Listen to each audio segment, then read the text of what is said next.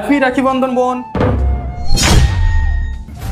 বুবুল, তুমি মানে তুমি হঠাৎ করে কিছু না বলে এখানে চলে আসলে, কি ব্যাপার, কিছু হয়েছে? দাদা, বোনকে সারপ্রাইজ দিতে এলাম, আজকে রাখি বন্ধন না। বোন কই? ও তো ভেতরে কাজ করছে। ও ভিতরে, ঠিক আছে চলো আমরা ভিতরে যাই।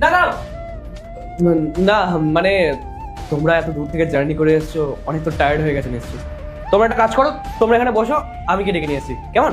আসো, বসো বসো বসো। কোথায়? দাদা বৌদি এসেছে তো, ওদের সাথে দেখা করতে। হ্যাঁ, তোর দাদা বৌদি এসেছে, আর আমি তোকে সাবধান করার জন্য এখানে এসেছি। চুপচাপ বাইরে যাবি, শান্তভাবে থাকবি, দাদার হাতে রাখি বাঁধবি, আর ওদেরকে এখান থেকে ভাগাবি। আর হ্যাঁ, একটা কথা না, কান করে শুনে রাখ, যদি আমি কোনো বেগর বাই দেখেছি না, তাহলে তো চেহারাই সামান্য দাগ করেছি। এরপর তোর আমি এমন হাল করব যে আয়নায় নিজের মুখটা দেখলেও না আটকে উঠবি। বোঝা গেছে? কেমন আছিস বোন? ভালো আছি। হ্যাপি রাখি বন্ধন। হ্যাপি রাখি বন্ধন। বস না বৌদি, বসো। তোরা আসবি, আমাকে তো একবার ফোন করে দিতে পারতিস, তাহলে আমি তোদের জন্য খাবার বানিয়ে রাখতাম। আগে বলে দিলে সারপ্রাইজ কিভাবে হতো? আমরা তো তোকে সারপ্রাইজ দেওয়ার জন্য এসেছি না। আর এমনিতেও তোমার দাদা দীপকে আগেই ফোন করেছিল তোমাকে আমাদের বাড়িতে পাঠানোর জন্য, কিন্তু দীপ জানালো যে বাড়িতে কেউ থাকবে না, আর তুমি ছাড়া নাকি দীপের দেখাশোনা করার কেউ নেই।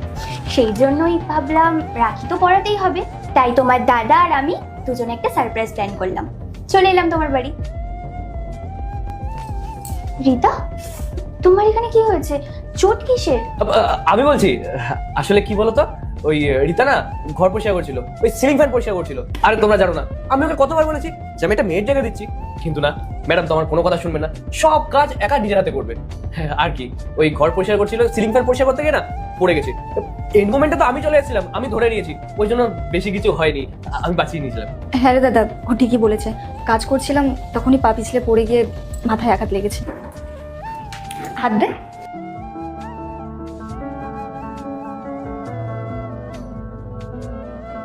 বাহ, রাখিটা তো খুব সুন্দর।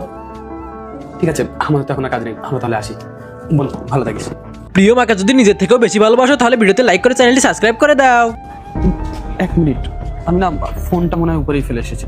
তুমি একটা কাজ করো, গাড়িতে বসো, আমি আসছি এক্ষুনি। আচ্ছা, আমি ওয়েট করছি, আসো। কি হয়েছে রে তোর? বেশি বার বেড়েছিস তাই না? কি বলতে চাইছিস তোর দাদাকে? তোর এত বড় জানাবো দাদা, তোমার সাহস কি করে হলো আমার বোনকে হাত তোলা?